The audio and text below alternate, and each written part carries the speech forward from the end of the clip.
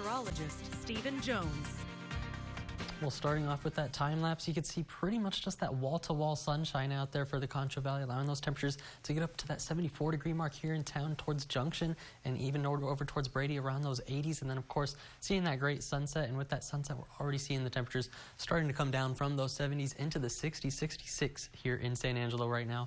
63 off to the northwest in Sterling City, down to the southeast. Junction still holding on to those 70, 72 degrees right now. So about 9 degrees across the entire Concho Valley. And when we're looking at the moisture, it's also seeing a bit of a variation. We saw some of those westerly winds and some drier air pushing in for some of the northwestern parts of the Concho Valley. That 30-degree dew point in Sterling City as opposed to a 27-degree rise, 57-degree dew point down in Junction. So relative humidity indices anywhere from the 30s to the 60s. We're going to see those go back on the rise as we're going into Sunday. You're going to see that on the moisture tracker here pretty well, where more of the greens start to come back into the Concho Valley and really into the entire eastern half of the state, especially some of those blues as well. And then we see that cold front work in, and we're going to get ready by Tuesday going into Wednesday for that next cold front to come in, and that's where we're going to see plenty of that drier air really starting to push into the Concho Valley. You're going to see that well here on the upper level pattern. This first trough that pushes through going into Sunday, this one's going to drop a smaller cold front our way. It's going to drop those overnight lows more than anything. We're still going to see the 70s for the first half of the work week, it looks like.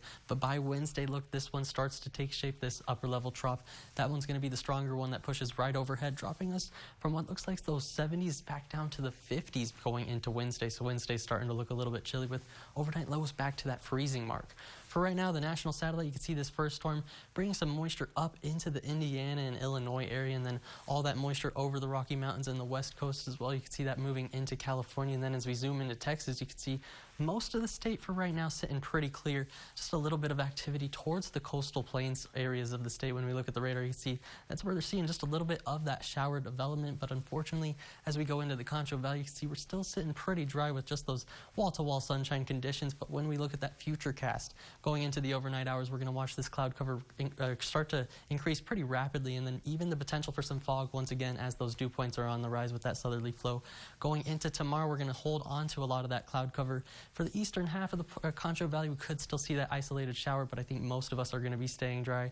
Going into Monday is when we're going to start to see more of those greens popping up across the area and that better rain chance starting to take shape here in the area. So once again, going into tonight, we're going to go down to about that 52-degree mark, seeing that patchy fog possible with the dew points coming back up to the 50s because the winds are also seeming pretty calm and variable tonight. But tomorrow, they're going to be pretty well out of the south, 5 to 15 miles an hour. Temperatures on the rise to 76 degrees, seeing plenty of cloud covers, what it looks like, maybe just a few moments of sun in the afternoon.